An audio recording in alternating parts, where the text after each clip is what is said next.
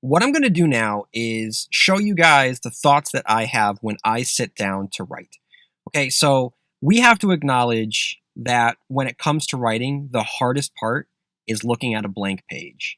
So when I look at that page on the left that says narrative exemplar and all that's on it is the prompt, there's a part of me that always freaks out that I have to write something. All right. So I understand at this point in my life that it's like learning how to swim. You can't learn how to swim unless you just jump in and start to practice. You can't stand on the edge of the pool and wave your arms in the manner that you would when you're in the pool. You can't learn that way. You actually have to be in the water. So you got to jump in.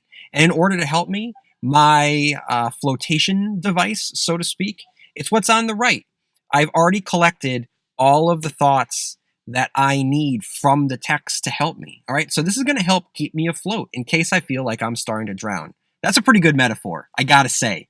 Big pat on the back for old Mr. Martin here. So here's what we're going to do. I'm going to show you the writing process as I actually write it. I'll speed it up, but you'll get to see how I just need to get it out on the page. Once it's out on the page, we can start to revise it. But the first step is, let's get a rough draft out. Now, the first thing that I did in order to help me get through the daunting task of putting the first words down on the page, I simply wrote some guidelines for myself to help me out. I wrote introduction, first paragraph, conclusion, just as a guideline, as a reminder. You don't have to do that. That was just my mental trick to beat the first page, because I did it. I beat the first page. I put something on that blank page. And then everything else, like I said, I just had to jump into the water and start splashing around. So that's what you see me doing. This is the writing equivalent of just splashing around in the water. A better metaphor for that is with the excerpts on the right and like my prior knowledge about rubber tappers from class. It's like I have the hammer and the nails and the blueprint to build the house. The only thing that I need to do is actually go to work and start building the house. Now, as you can see me right here, I'm just getting as much thought as I possibly can, and I start to get on a roll. This took me about 25 minutes, all in all. That's fine. If that's intimidating for you, don't worry about it. I've been doing this my entire life.